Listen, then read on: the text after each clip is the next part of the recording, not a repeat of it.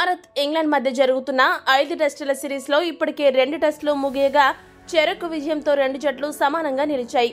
ఈ టెస్ట్ సిరీస్లో మూడో టెస్ట్ మ్యాచ్ సౌరాష్ట్రలోని రాజ్కోట్ స్టేడియం వేదికగా జరగనుంది. ఈ మ్యాచ్ కోసం భారత్, ఇంగ్లాండ్ జట్లు ప్రత్యేకంగా ప్రణాళికలు రూపొందించడం మొదలుపెట్టాయి. ఈ నేపథ్యంలో మాజీ క్రికెటర్ దిలీప్ వెంగసర్కర్ టీమిండియా మేనేజ్మెంట్ కు ఒక సలహా ఇచ్చాడు. మిగతా 3 టెస్టుల్లో ఎవరికి ఎక్కువ అవకాశాలు ఇవ్వాలనే విషయాన్ని చెప్పుకొచ్చాడు.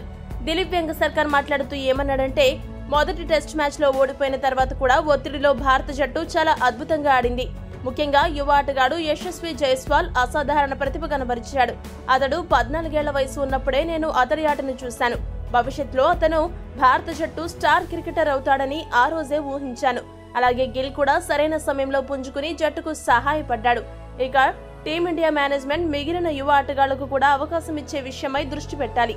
రెండో టెస్ట్ మ్యాచ్లోనే అవకాశం దక్కించుకున్న రజత్ పాటీదార్ జట్టులో నిలదొక్కుకోవడానికి కొంత సమయం పడుతుంది.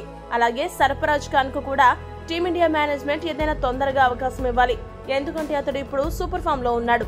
ఫామ్ లో ఉన్నప్పుడే ఆటగాళ్లను వినియోగించుకోవాలి, లేదంటే వారిలో ఆత్మవిశ్వాసం తగ్గిపోయే ప్రమాదం ఉందని అన్నాడు. ఈ వీడియో గనుక మీకు నచ్చినట్లయితే లైక్, షేర్, కామెంట్ చేయండి. మరిన్ని స్పోర్ట్స్ అప్డేట్స్ కోసం మా ఛానల్ ను సబ్స్క్రైబ్ చేసుకోండి.